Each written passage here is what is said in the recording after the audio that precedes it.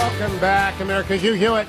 A lot of hosts take this week off. I am not, because there's a runoff in Georgia that is absolutely essential for the future of the United States. And early voting is underway in Georgia, and you got to get out and vote for David Perdue and Kelly Loeffler this week.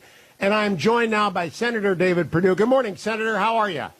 I'm great, Hugh. Hope you are. I am. I hope you had a great Christmas and your family is healthy and together.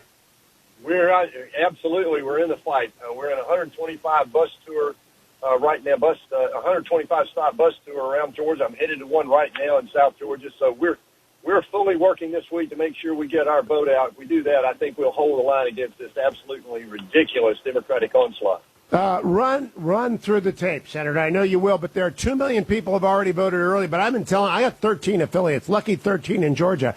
I want everybody to vote early, and I think that's your message as well.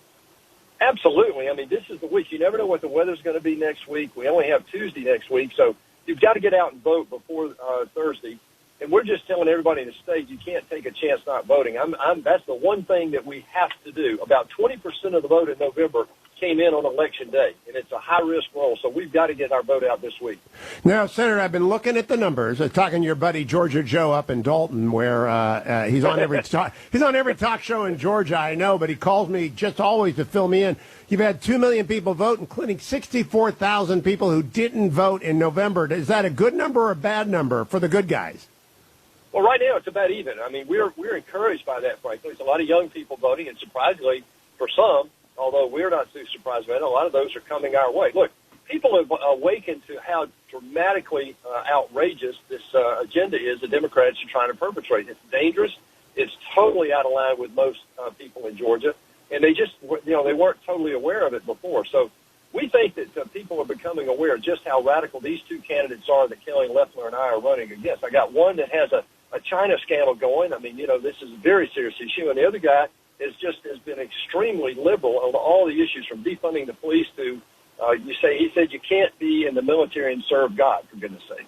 Now, Senator, I've covered all this very, very closely. I do believe that Jon Ossoff, your opponent, and Kelly Loeffler's opponent, Reverend Warnock, are the most radical mainstream party nominees ever in my lifetime. I think they are farther to the left of any other mainstream party's nominee for the United States Senate.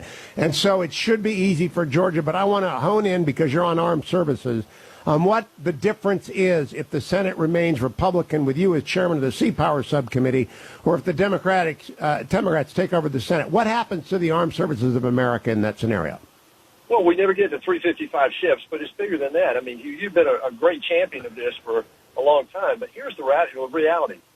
Under Barack Obama and Joe Biden, they cut military spending by 25% during those 8 years, at a very time when China was building dramatically. If we do that again, and that's what Biden is headed for, he said it publicly, if they cut our military again, which they will do, they have to fund some of these other spending agendas that they have. If they do that, China will surpass us within the next 5 to 8 years in terms of being the military juggernaut of the world. We cannot allow that to happen. We know what their agenda is. They're the number one threat to our peace and stability here in America, and that's what the Democrats will do. So this is the most draconian difference right there. I think it is. I think people ought to understand it's between a fully funded military and a dramatically reduced military. And in Georgia, that matters, Senator. I was not even aware. I do try and cover the Navy extensively. I didn't know you had a big submarine base in Georgia. I did not know until this election that submarines depend upon the Peach State. Well, they really do. There are two of these ballistic missile nuclear submarine bases, one in Washington, one in Georgia. We're very proud of our military establishments in Georgia. My opponent wants to cut two bases in Georgia, which would mean about 26,000 jobs. But more importantly, if we cut the military overall, we will not be able to stand up to our national defense strategy, and that is standing up to China.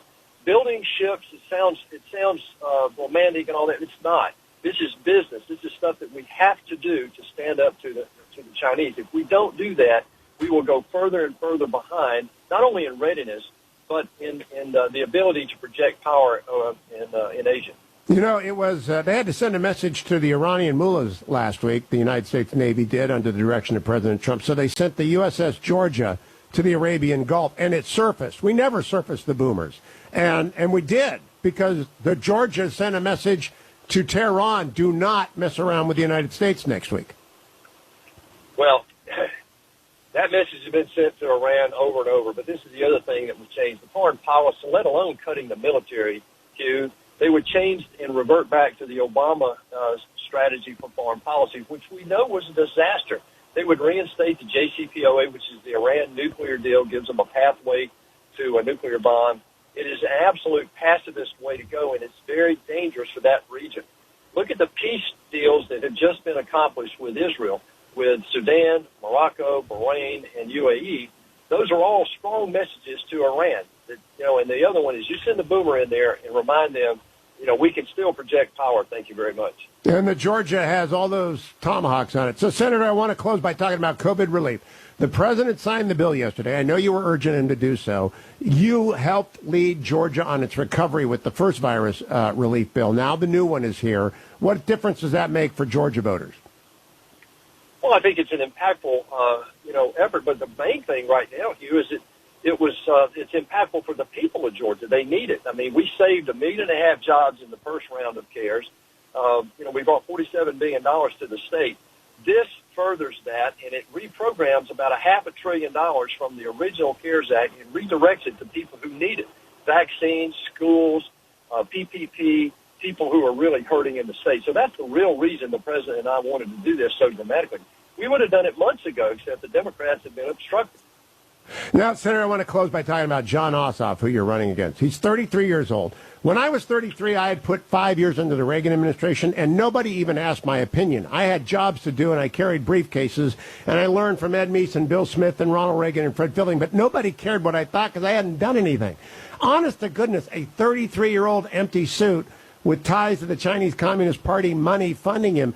How is this even possible? I understand Raphael Warnock has got the emotional support of the black community in Atlanta, but I do not understand Jon Ossoff having anybody vote for him. Well, it shows the Democratic agenda. I mean, what they've done is they picked two actors. Neither one of these are qualified to be in the United States Senate. They don't have any life work. They don't have real experience.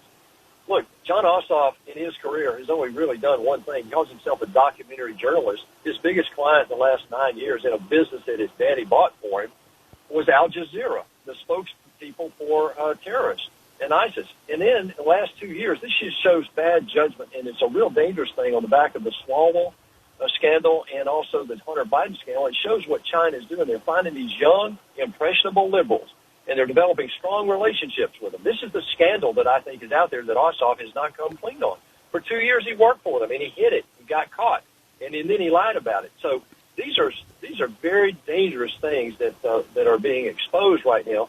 And Jon Ossoff has really not answered any of those. But it goes bigger than that. Like you said, he's really got no life experience to bring. He's a career politician wannabe. He ran in 2017 against Karen Handel and lost in the House.